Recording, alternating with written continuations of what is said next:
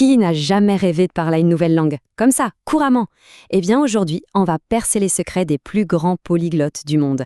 On va voir comment ils font et surtout, comment leurs techniques peuvent nous aider à apprendre beaucoup, beaucoup plus vite. Imaginez un peu le truc. Devenir bilingue en 6 mois. 6 mois.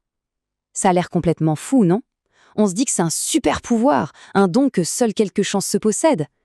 Mais est-ce que c'est vraiment ça? Voilà la grande question. Est-ce qu'il faut être une sorte de génie pour apprendre une langue rapidement, ou est-ce que c'est une compétence que n'importe qui peut acquérir? Accrochez-vous parce que la réponse va peut-être vous étonner.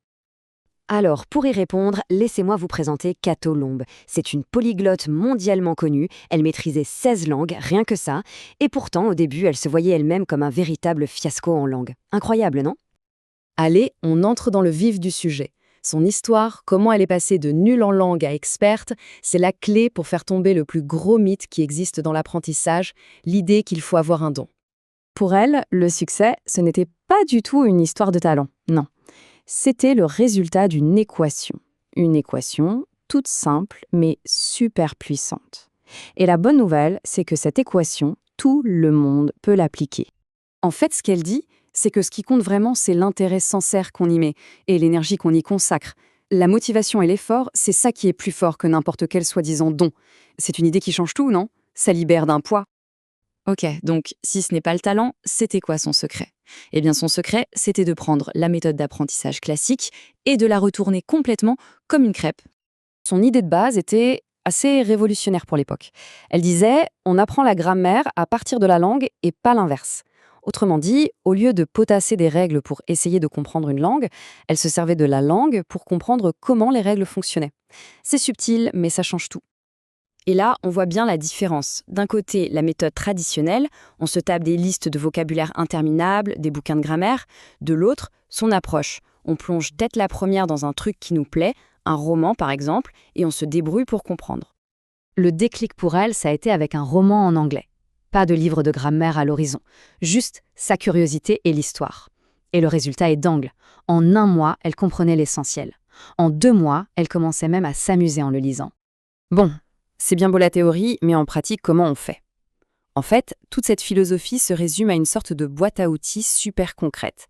Des outils que n'importe qui peut utiliser pour mettre un coup d'accélérateur à son apprentissage. Alors, on va regarder de plus près 3 de ces stratégies les plus efficaces. Vous allez voir, ce sont des techniques vraiment simples, mais qui peuvent complètement changer notre manière d'apprendre. Première stratégie, lire par plaisir. Le principe est simple. On choisit un bouquin qui nous captive vraiment et on lit pour le plaisir de l'histoire, pas pour décortiquer chaque mot. On ignore les mots qu'on ne connaît pas, il faut faire confiance au contexte. Si un mot est vraiment important, de toute façon, il finira par réapparaître. Deuxième point, apprendre en contexte. Ça veut dire ne jamais, jamais apprendre un mot tout seul, isolé. On apprend des mots en groupe, en petites phrases.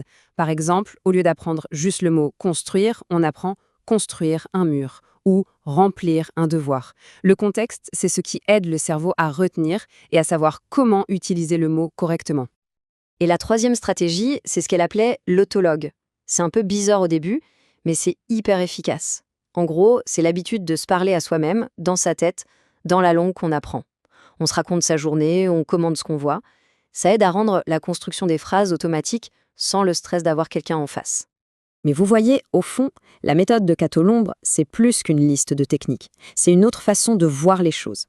Il s'agit de changer complètement notre objectif quand on apprend une langue. Le but, ce n'est pas la perfection, ce n'est pas de parler sans faire la moindre erreur. Non, le but, c'est de kiffer le processus. C'est le plaisir de la découverte, le frisson de comprendre quelque chose de nouveau, de créer un pont avec d'autres personnes. Ça transforme complètement la vision de l'apprentissage. Ça passe d'une corvée à une véritable aventure. Et cette citation de Deso Costolani résume tout parfaitement. Savoir est ennuyeux, la seule chose intéressante est d'apprendre. C'est ça l'esprit polyglotte. Le vrai plaisir, ce n'est pas d'être arrivé au but, c'est le chemin pour y parvenir. Alors voilà, pour finir, une petite question à se poser la prochaine fois qu'on se sent bloqué. Et si le problème, ce n'était pas nos capacités, mais tout simplement notre méthode? Peut-être qu'en changeant juste notre approche, on pourrait débloquer un potentiel qu'on n'imaginait même pas.